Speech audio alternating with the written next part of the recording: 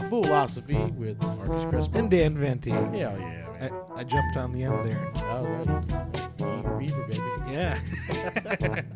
Determined. It's the only beaver we get around here. Yeah. I mean, you're in a relationship. Exactly. My sexual conquests are starting to sound like distant memories. Have you ever seen a movie like Great Legends? Yeah, it's unbelievable. It's like this is a story. It's just chiseled in a wall somewhere. Like an urban myth. Yeah. You ever seen the movie Inside Out? It's a Pixar movie with Chris Klein. Oh no. That was In and Out. In and Out. The Inside Out is a Pixar movie, and it's like deals with like memories. with the emotion. Yeah, the emotion movie. And they have the core memories. You know. I never saw it, but I heard it was great. Gotcha. And then they have an imaginary character and stuff, and then he ends up sacrificing himself. So basically, there's like a pit where the memories disappear forever. Oh, you know? Yeah, that's what all that's my. kind of like how it goes. That's how my sexual conquests are starting to. He's like, I was like, oh yeah, remember that time I had that fun time with my ex? It's like now that disappears. It's like, yeah, I remember when I got 2-for-1 burritos.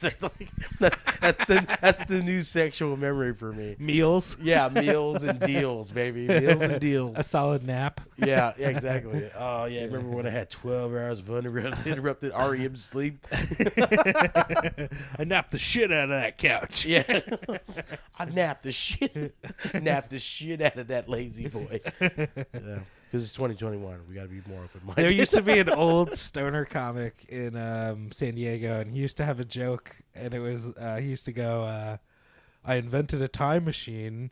You take a bong hit and recline in a lazy boy." And we used to just be like, "Boo!" So he was so grizzled and chiselly. Do you have any super old people here? We had an old guy who died in our scene. Super old people. We had this one wackadoo guy named Gary Spring. Yeah. God, he was the worst. He was unintentionally funny. Yeah, unintentionally the best hilarious. people. Like his jokes were just cornball. Yeah. So it's hilarious about that. But then he would do this thing where he was like tuned into the guitar, and he couldn't get it right. And we are dying, and he has no clue that is hilarious. And he's like looking at us like, "Oh, I'll figure it out, guys." He's like panicking, but like, "No, this is the if he were intentionally doing it, he'd be a genius. Oh, but, yeah. But he's not. It's like the Patton Oswalt Dr. Pepper bit. Yeah. I don't know where to start or where to begin. He starts dozing off. Yeah, but yeah, we had an old guy named Sack. Everyone called him Sack Dave, which was short for Sacrilegious Dave. Oh, sacrilegious! And he used to go on stage through he died in the early 2010s, 20 whatever. But through that time, he would go on stage and do George W. Bush rants. Oh my and God. 9/11 stuff and oh my God, anti-religion stuff. And that's he had an old guy voice. He was like, rah. He'd be like, "God is bullshit." He would come. He would get you in the bar, and he would grab your tricep, he would grab onto the back of your arm and start talking to you. Oh my God. And he was 4'6" and wrinkly, and he was 90 years old. He used to ride a bike around. It was nuts. That's funny. We put him in a few sketches. That's ballsy. Yeah, dude. 96? He was 96. He's like, he was as old. Not real. Yeah, dude. Yeah. Well, let us know in about a month. He used to talk about fucking political groups that were gonna piss on his grave. He was my God, some right wing religious groups that he wrote. I love it, dude. Yeah, dude. He was badass. Could you imagine being in your late 80s hitting open mics? That's insane. It's wild to think about. Yeah. But he did it. He rode his bike. I'm 36 and I'm like 2 more years. I'm calling it quits, bro. You're I'm out. I want to find love and happiness. Oh boy. Yeah, it's but yeah, so we're talking about wrestling. Yeah, speaking of not love and happiness. Not love and the opposite of love and happiness. Wrestling. Or when love and happiness goes wrong. The wide world of wrestling, yeah. Especially this story. Yeah. So this is about his wrestling name was DT Porter. That was the most infamous of his wrestling gimmicks. He went through a bunch of them. His real name was Brian McGee. Brian McGee. Okay. Former athlete, former military guy. He was in the Navy for 2 years. Yeah. And he was a big guy, like 6'6", 6'7", Dang. 270 pounds plus, you know. And so he we were all having fun, and I was like, let's go to the morbid shit. You know, like, let's talk about death and destruction. Before we dive deep into this, we have some people, I know we have some people that like listen to the podcast, you know, and have like done screenshots. I'm gonna do a little offer. If you listen to this and you can prove that you listen to this, first person to prove that they listened to this episode, I'll Venmo you $10. Oh. No questions asked. Yeah. Am I included in that offer? Yeah. I listened to it twice because I edited it. That's $20. Yeah. Good sir. Yeah. If you're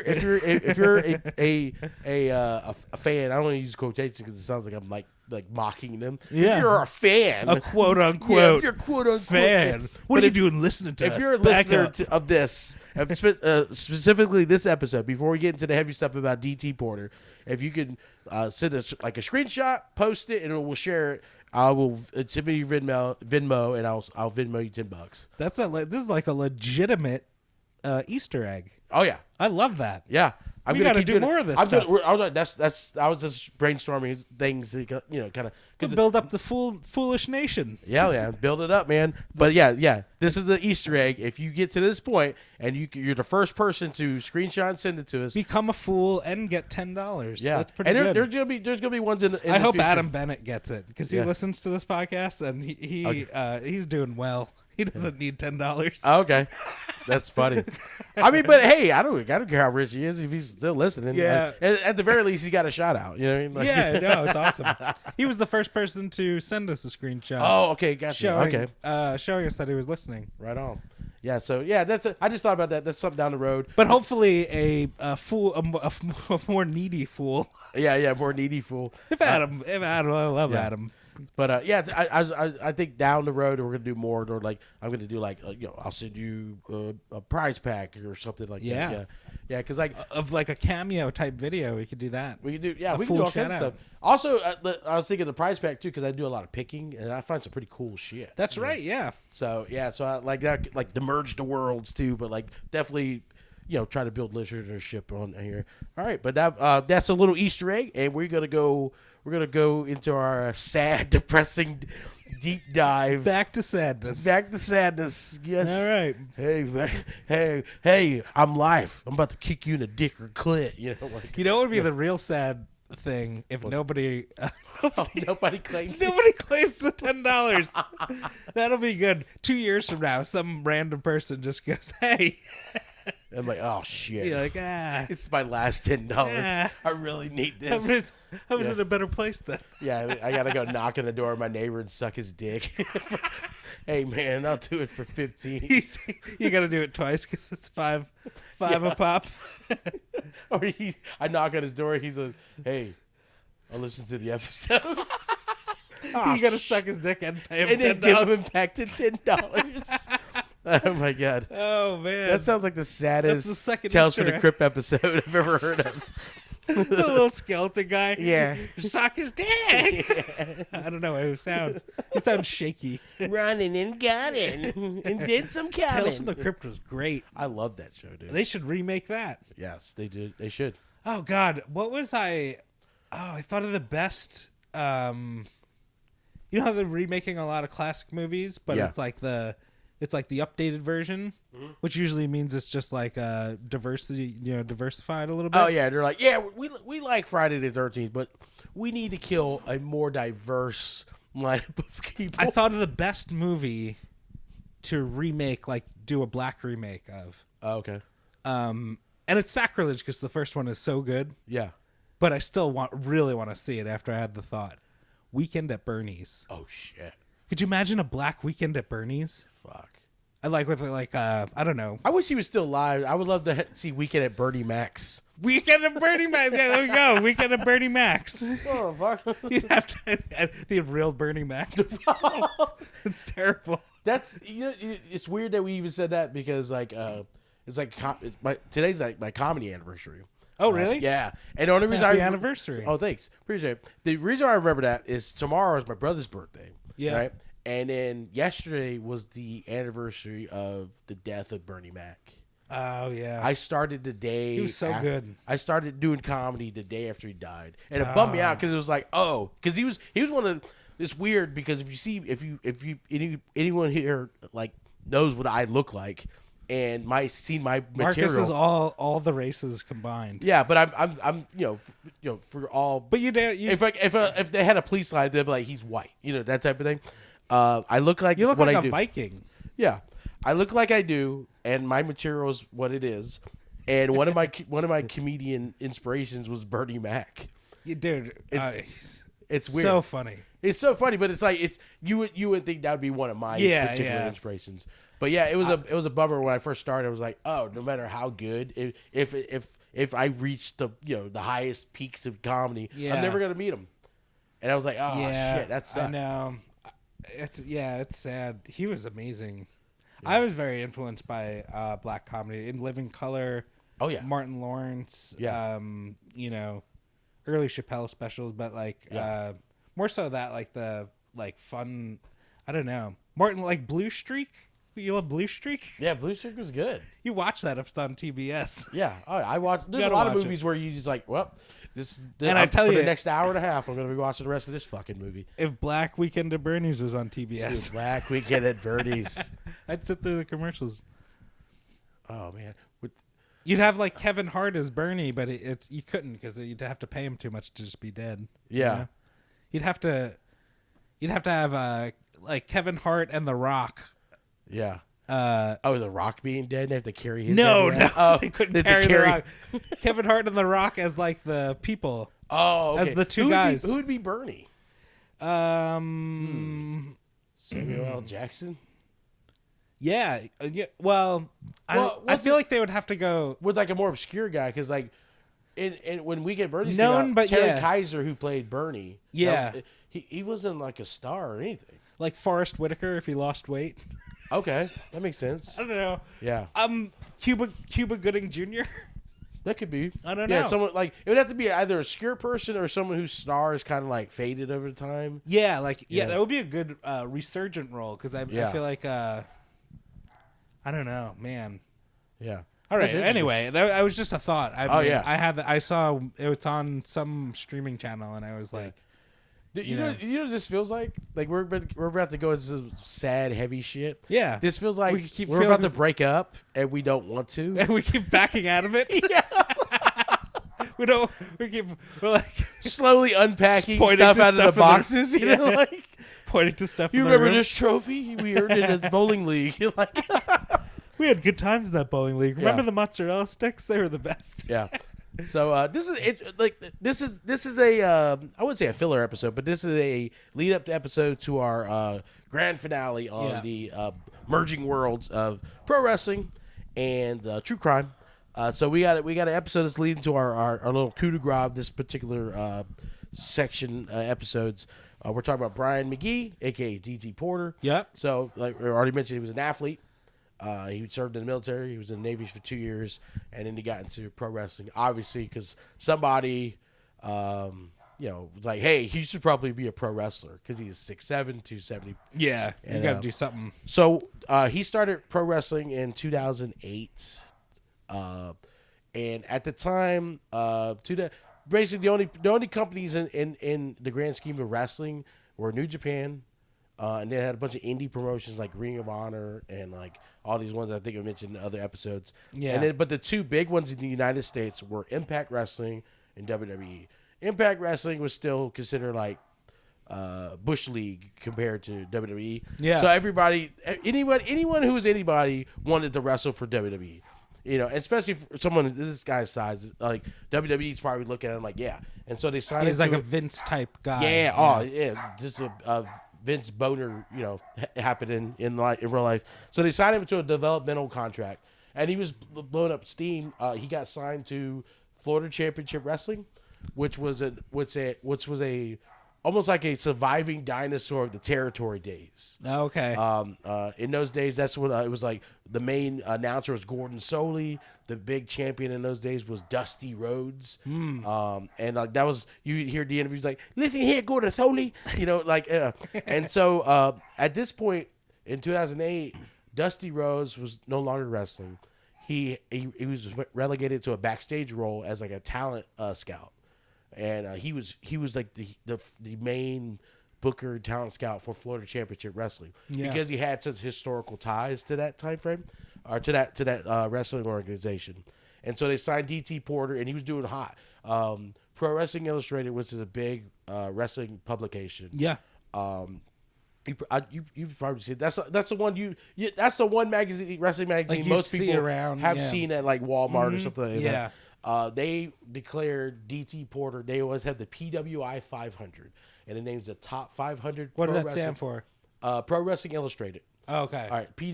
That was the name of the magazine, but they also had the PWI 500. Okay, which is the top 500 wrestlers in the world. And ranked, ranked according to their standards. There's different criteria. Yeah. And DT Porter was in that. He was ranked number 496, which is not bad for a guy who was 1 year in. Yeah. But the thing is, I got a quote here. Since we're doing the Foolosophy. Apparently, he was very influenced by Pulp Fiction. Oh. And so, basically, the quote is, it's more of a bio, but it was like kind of like his like thing. It was like, DT never say die. Once the oppressed, DT is now the one doing the enforcing. Right? Determined to take out all of his childhood pain and torment, because he had a rough background apparently, which makes sense when you find out the what happened. Taking out all of his childhood pain and torment on the bodies of his opposition.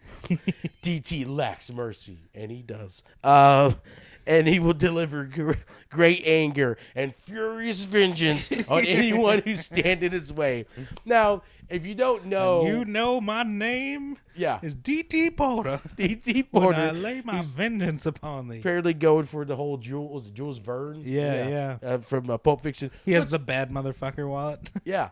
And so, so he was kind of going for that type of like the enforcer angle, which is awesome. That's fine. That's a typical wrestling thing. Until you find out what he did later. Then it's like, oh fuck. He shows no mercy. He showed no mercy. It's brutal. So the problem with all these pro wrestlers is once they gain some steam, it's really like any industry in entertainment. I always try to warn like comics now, like if they start blowing up, like don't get too used to it. There's going to be a plateau. It's ups and downs. Yeah. And unfortunately, when you're in the limelight, like in pro wrestling, it's tough because like there's seasons. You're going to deal with, longevity is the name of the game, and it's tough because it's so brutal. So he went from 496 on PWA 500, and then literally within a few years, he was released. Yeah. He was released. He had some injuries and stuff like that. And so but it was and then he bounced around the indies a little bit, the indie organizations, but it's just like when you get released from an organization like the WWE, there's a reasoning behind it. First of all, it's you're not probably marketable. Carries a stigma too. Yeah, I mean, it depends. Like some people can build a name for themselves. I've seen like right now, there's a bunch of guys that got released. And they've already built a name for themselves outside of the WWE. And so now that they got released, now they're like hot prospect free agents. Yeah. But this was years ago. This was when the incident occurred. It was in 2013. So this is before there was any glimmer of hope that there was anything outside of the WWE. Because TNA / Impact Wrestling they weren't even considered on the same level, even though they had like all these former WWE guys, but they were like all over the hill. Yeah. It was like second rate, So there wasn't a nice landing zone for people that got released. And then also big guys, when they get signed to WWE, they find out that, I was just signed because of my size. I don't have I don't. They have don't really charisma. like me for me. Yeah, exactly. Yeah, if they basically understand the plight of a woman with big tits. Like, Yeah, it's yeah. just, like it's like they just like my fun jokes. Yeah, the My sweater puppies. sweater puppies. I don't like that though, because now I want to pet them. Like, Yeah. because I love dogs. Fun bags. But yeah, fun bags just sound like kind of Yeah. pervy, kind of like. But sweater puppies is like I want to nuzzle. We'll get you. Yeah, yeah. I love sweater puppies. This is a great one. I like the term, but like I'm such a Lenny from Mice and Men. Yeah, yeah. I want to touch you so soft. Yeah, I broke the puppy's neck. I get canceled. Yeah. So then he had a hard time with bouncing around the indies, because basically he just found out you're just a big dude. You're just a dime a dozen. Yeah. Because in the world of pro wrestling, there's There's a like, million. I mean, there's a lot more guys our size, height wise and stuff. Then there are like legitimate 6'7" guys. Marcus and I are both 6'4". Yeah.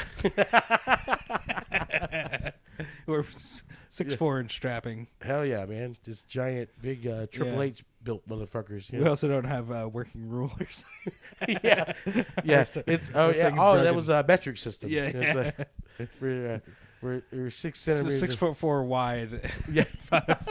Both 5'10". Yeah. And so that's tough. That's tough. Yeah, yeah. And Gotta mess with you. yeah, so he bounced around, did the indies a little bit, and then unfortunately that goes into play like right now I'm reading about some of the releases for the WWE. I don't know if you saw this in Twitter. It was like trending for a couple days where WWE has just released a shitload of people. Some big stars, wow. some like enhancement talent like him, or because I think they're getting ready to phase out their NXT brand or reform it completely. Yeah. And then they're also like cutting wrestlers that are killing up their cap space, like kind of like when you do before free agency in like the NFL. Yeah, like yeah, just like And they've released Magic. a couple people that are surprising, but like there's a lot of people that I kind of feel bad because they literally are from like Australia, moved their family here, and then got released. And so based on what I was like reading about, there's not a lot of information about this. That's why I was kind of intrigued by it, because there's not like I Wikipedia'd it. I went through all the news sources, and it's like literally almost like a copy and paste of all the things. So I had to like really scour to get like any further deeper information into it.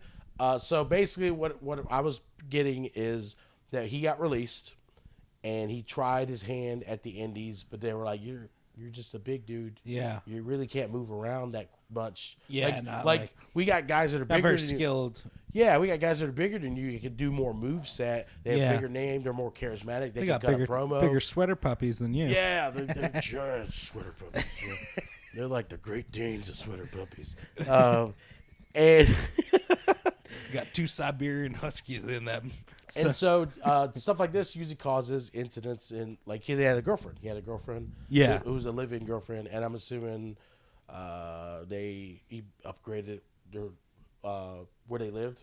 Like instead of an apartment, they got like a townhouse or something like that. Yeah, yeah. And so it causes financial strain, causes issues, and because I didn't see anything that pointed to like infidelity or anything that pointed to anything like that. So my only assumption would be that it was like money related or just like internal domestic dissolvement Just some from kind of domestic argument.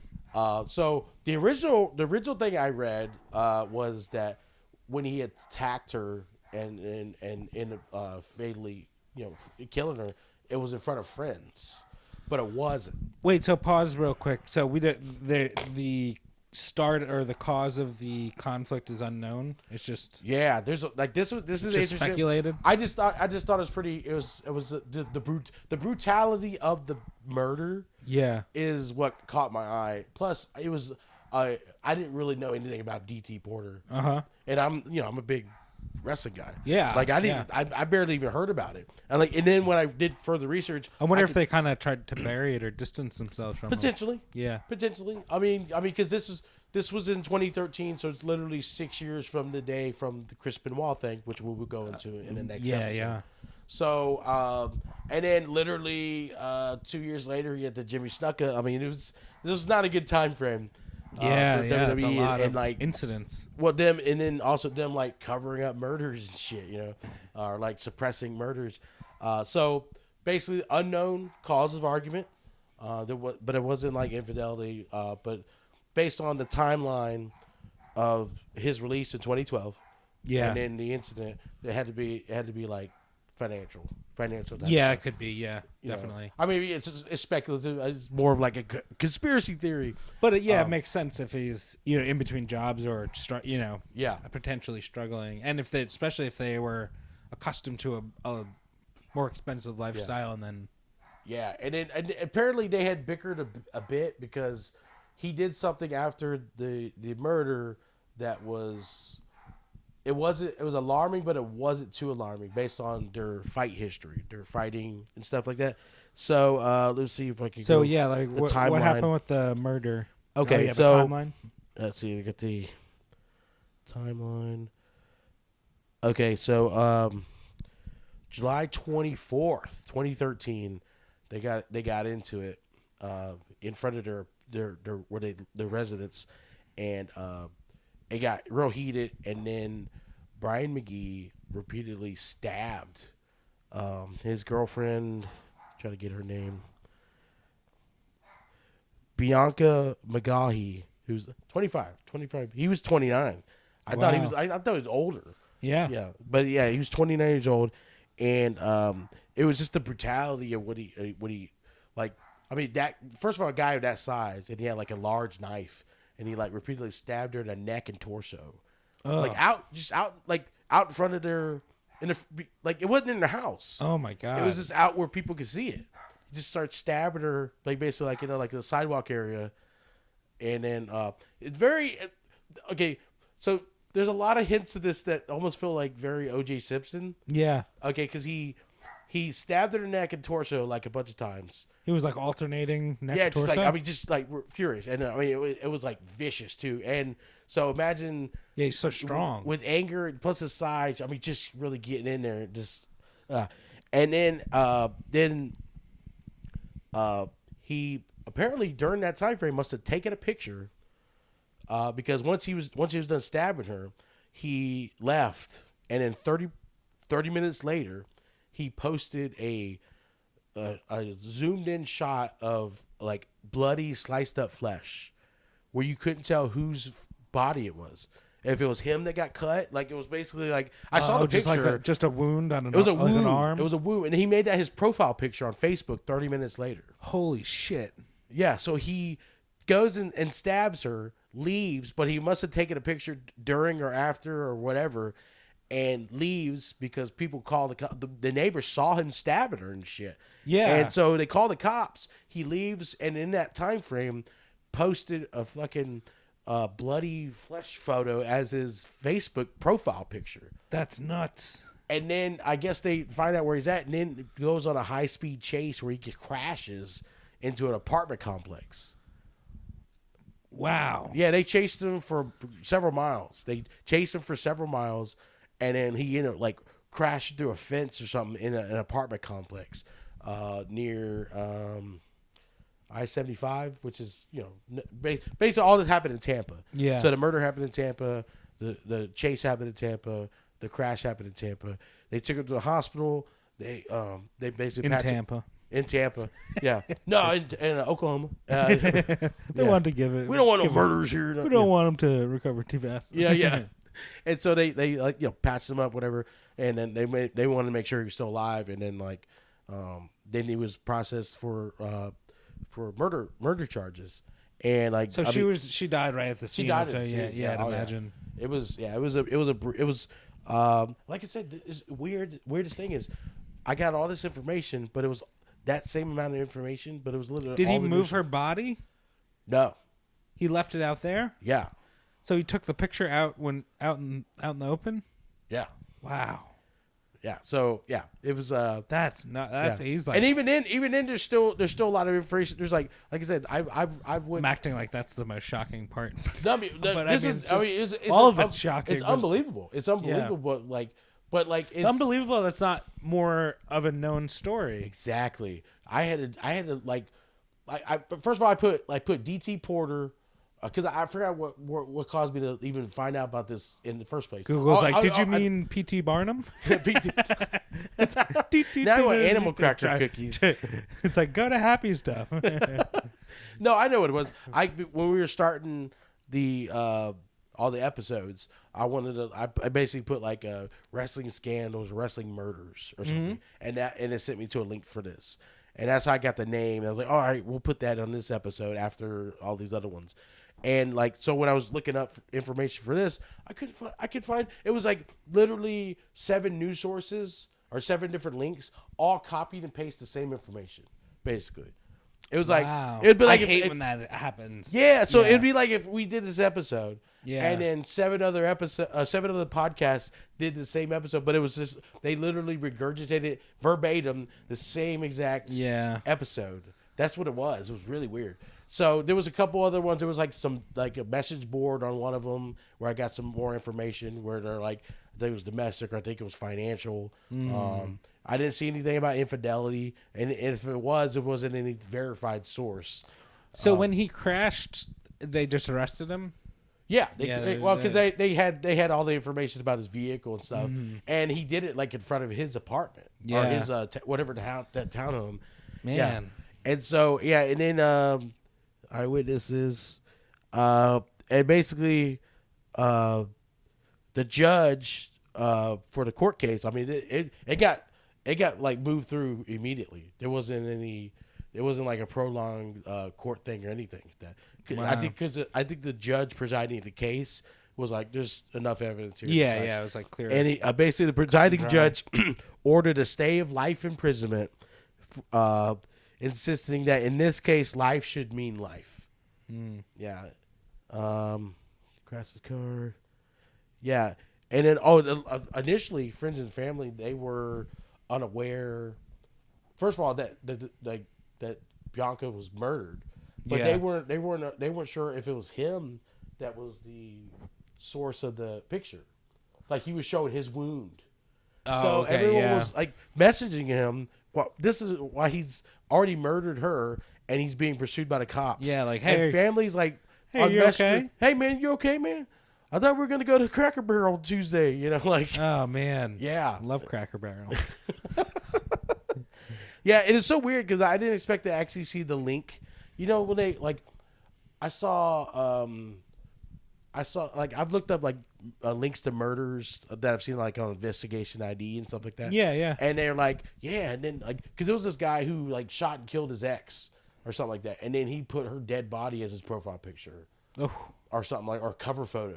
Yeah. And I unfortunately I'm sometimes kind of morbid. I want to see what. Yeah, because like. Other people curiosity. Other people saw it. Imagine just being on Facebook that day. I've had a friend here in Jacksonville, comedian, quote unquote comedian, but she would sometimes get drunk and Facebook Live. And her one time, and me and a couple other comics caught this. She Facebook Live. She's completely nude. She's fucking like vacuuming her room, her house nude, on Facebook Live. We were like, what the fuck is she doing?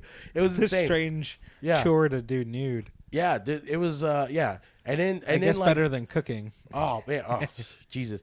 But like, so like I couldn't imagine going on Facebook Live. Like I've seen people put some questionable Facebook Lives like, ooh, oh yeah, I need to message this cat right now, you know. But I couldn't imagine like going on Facebook Live or just going on Facebook in general and then like, hey, my buddy just posted. What the fuck? It's like a dead body. You know, that's insane to me. Yeah, it's insane what people. There's like I see news stories all the time, and it's like what so and so on Facebook Live post like they'll just post themselves committing crimes. Yeah, you know, or like someone will be on Facebook Live and they'll get shot. Oh, you know, like, yeah. They're like hanging out or like, you know, just Facebook Live in general. It's It's weird. People. It's amazing what people put on there. Yeah, and so he posted this profile picture. And it's zoomed in, and it was weird. I was able to find the picture. Oh, that yeah? normally doesn't happen. I never get to find. Not that I should be happy that I find it. Yeah. But like most of the times, it's been omitted. But it was no. I what? I just saw brutal photos from a crime. But go on. Oh, okay, gotcha. I'll tell you about it after. Oh, okay, gotcha. So yeah, I actually saw the actual Facebook profile picture. It was in this link. That link was a little more helpful. That link told me about some of the stuff that the other news sources didn't post or whatever. Oh yeah, but yeah. It actually showed the photo, and it was like zoomed in. Based on what I saw, it almost looked like kind of like the forearm wrist area, maybe. Yeah. And it was like it looked like there was like a scrape, like when you like fall and you get like a scat, like a scrape of skin. Yeah, but then there was like a slice. Yeah. And it was bloody, but it wasn't like super bloody, and it was like flash. The flash was on, like someone took it with a flash. Oh yeah. So you like that overexposed. I didn't know what DT Porter looked like, but I didn't know what his ex or his girlfriend, the murdered girlfriend looked like. Until I saw Bianca McCauley, African American, black, black Oh. skin, but you couldn't tell with the picture because with flash it was like, so I thought it was like light skin. I mean, people are like, is that him? And then people were like worried about him. Yeah. So he got all these messages from friends and family and stuff like that. Yeah. And then that's horrific. Yeah, they left. They were like, contact me. And then, like, do the right thing is what some other people were like saying. So because they figured, which basically leads me to believe that they argued a bunch prior to the situation. It's probably a history. It's scary when there's domestic situations like that because it's people get real desperate, and then especially when there's repeated domestic situations, and then usually the man kills the woman. Yeah. But if there's like repeated incidents, it's like it's so sad when they actually kill. A lot of times like people will reach out, like women will reach out to police. Yeah. And they'll not that they'll be ignored. They'll like they'll take a report or anything. But it's like if they live in the same house, it's limited stuff they could do. Yeah. And then it gets messy. It's so it's awful. I don't know. Yeah. Plus, this goes into like a deeper dive into like the whole thing about law enforcement because like law enforcement is an entity. They're not proactive. Yeah. They're reactive. So a lot of times their job in nature is to react to things that have already occurred. So it's not that's where mistrust it starts with like law enforcement for some people. Yeah. Is like their job isn't to prevent crimes, is to react to crimes that have already been committed. Right. Yeah. So you need like a minority report thing. Yeah. Oh yeah. Like where they have the big glass board and it's like it tells you what's gonna happen. Yeah, like I only thought about raping her. Do you ever see that documentary on HBO? It's called Thought Crime. No. It's about a guy. It was a cop, and he kept these journals, like online journals. It wouldn't post in public. It was just like on his computer, but he wrote like these fantasies about like killing and eating women and like all this like horrific, dark stuff. Yeah. And he was a cop, so he had access to certain like databases. So he looked up women he knew, like information, and like wrote specific stuff about them. Never did anything. And then the whole documentary, like his wife or whatever, found it and then turned it in, and he got arrested or whatever for like violating, I guess, something with the database, like the information. Okay. But people were saying like the whole concept of the documentary is like, is it a crime if someone like says like they want to do all this stuff, but they don't actually act on it? Yeah. Like, is it a thought crime to like think and like say like I want to murder people? Yeah. I want to murder women and like eat them, like shit like that. Yeah. But I asked him, actually one of my old bosses was a lawyer. Yeah. And I ran this by him and he was like, that's really interesting. And then he explained to me why it's not a crime. I believe he said. But it's interesting, right? Well, like, what it's like Yeah. if someone says they like, I want to be a serial killer or whatever, or like they want, the I heard that if as once you specifically name a entity or a person yeah, about like it's the intent. It's criminal intent. Is like what if they you do. said like I want to kill Marcus Crespo, Yeah. So basically, is that what you mean, or yes, like a business yes. or a person? So like for example, if you're talking about blowing up something, Yeah. like I want to like. Should we not record this? No, it's important. It's because I'm always gonna spin it into an angle that we go back into the pro wrestling world. Wrap it up. But it's just, I mean, this is free speech what we're doing right now, and so that also is what they take in consideration with the crimes, free speech versus criminal intent. Yeah. And so basically, what someone was explaining to me is if you go, I want to blow up something. I want to blow up a building. Well, there's no specific building that you mentioned. It's more of a cause for concern, but it's not a crime. Now, if you go, I want to blow up such and such building on 49th Street, now it's a specific building. Even if you're joking, now you have a specific target. And that's where they go into criminal intent. Like a demon. So if you're like, man, I just want to shoot somebody.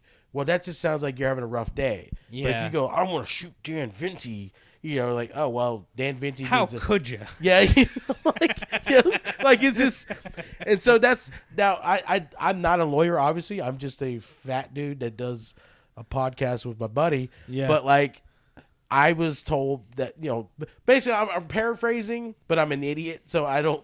I'm probably I'm missing and skipping certain aspects to this that make it more true. But basically, criminal intent is it's literally about the phrasing. Like an Archer phrasing. Yeah. It's pretty much that when it comes to verbalization and written threats. Yeah. Now some places will try to threaten.